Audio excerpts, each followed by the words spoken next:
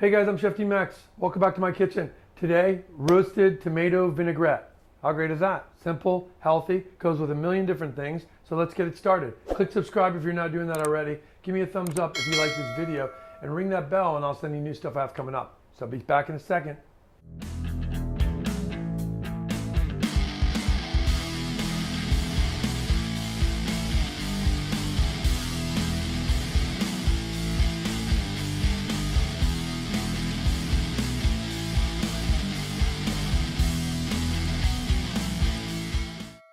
Okay guys, this time of the year, we just came off the holidays here, so it's, you're eating too much food. I'm just trying to cut back a little bit. So I like to have a lot of nice salads, and this vinaigrette is something that I think you'll use for a lot of things, and it's really easy to make.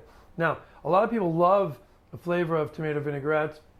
They're not quite sure why they're so watery or why they don't have that intensified flavor. Well, the main reason is because it's best when you use a really sweet tomato. So that's why I like to go with these cherry tomatoes. So go with a beautiful cherry tomato. And then I basically, to dehydrate them a little, and what you're doing is basically getting rid of the water. You're gonna take the cherry tomatoes that I have here, you can see them. All I did was take regular cherry tomatoes, put those in olive oil, a couple tablespoons of olive oil, and a little salt. And I put them in this cast iron pan and I roast them in the oven at 350 degrees until they're done. It probably takes about 10 minutes. And what you're looking for is not to char them brown, but you're looking to kind of just wilt them and dehydrate them. So what happens is those cherry tomatoes have all this water in there, and that salt, as they crack open, the salt is going to make the water leak out. The water evaporates, right? And it's gone. And then you get this intensified, beautiful cherry tomato that's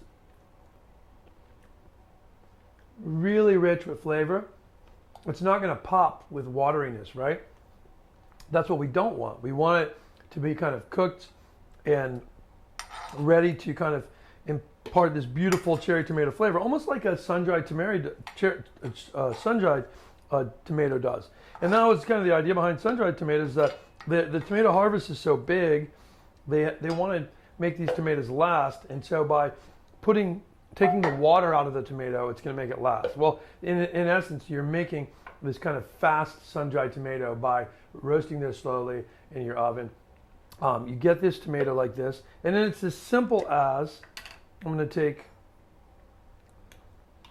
so that's 1 pint of cherry tomatoes, and it's going to be 1 teaspoon of Dijon vinegar, okay? And then I'm going to put probably 1 tablespoon of apple cider vinegar. So this is like just a nice apple cider vinegar with mother in there. And then I actually like to put the acidity of citrus in there too. So I'm going to take this and I'm going to put like probably half. So we don't want the seeds. So I'm going to kind of squeeze this really softly in this, and then half is going to give us another teaspoon, and this is going to be all the acidity we really need.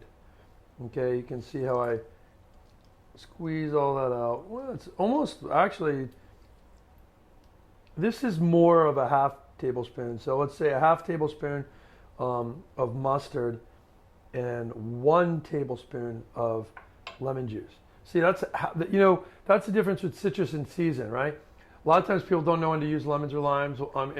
In North America, a lemon is a winter fruit and lime is the summer. So in the winter, when you squeeze a lemon, you get like so much lemon juice out of it, versus if you put that same lemon juice, 1 lemon or half a lemon. That's why it's hard to tell how much to say, because if you don't do it by tablespoons, because it varies. Like 1 lemon, this lemon can have 3 tablespoons of citrus juice in there. So, really, you kind of have to do it by taste too. What we're going to do is taste this after. If it needs more acidity, we'll just add acidity to it, whether it be more apple cider vinegar or more lemon. Why do we add 2 vinegars or 2 acidic things?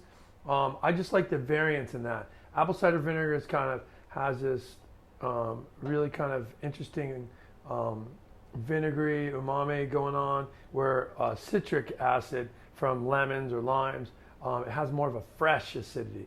And so when you marry those two together, you get this beautiful combination. So I have salt already on these tomatoes when I roasted them, so I don't want to put too much salt in my vinaigrette at this time, but I'm going to put some.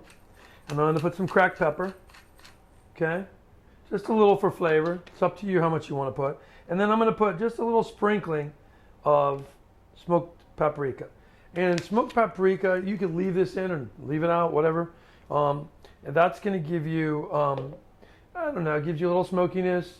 It enriches the kind of tomato flavor in a way. And then with this, what I want to do is I puree this first by itself like this. So I'm going to shoot this on my NutriBullet, and I'll be right back.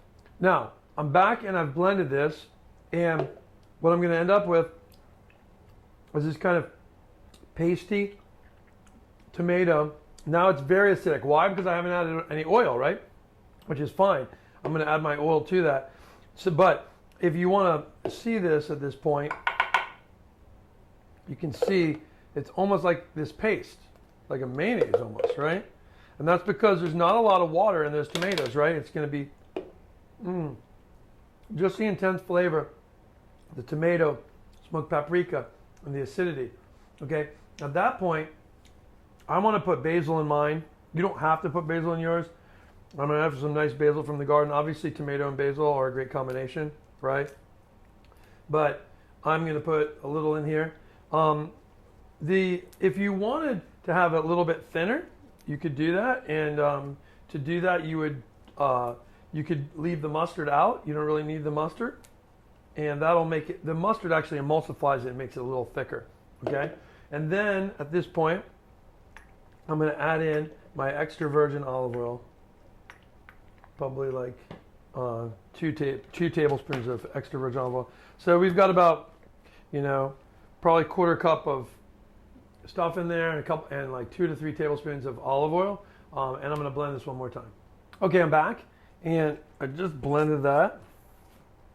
And now I want to taste it. It's perfect. It's got beautiful basil tomato flavor, and it doesn't really have, it's got the perfect amount of salt and acidity to it. The tomatoes have their own like minor acidity. If you wanted to use a different tomato, you could. You could use like Roma tomatoes. Obviously, you'd have to cut those up smaller than you would. Cherry tomatoes, I just leave them whole like you saw. But if you had a Roma tomato, you want to do that. Romas aren't going to be as sweet. Some of them will be, but the cherry tomato is going to be the sweetest one. So you could always add a teaspoon of sugar if you're using a Roma tomato and it's not sweet. If you have a bunch of ripe, overly ripe, like just round tomatoes in your garden, like 5x6 tomatoes,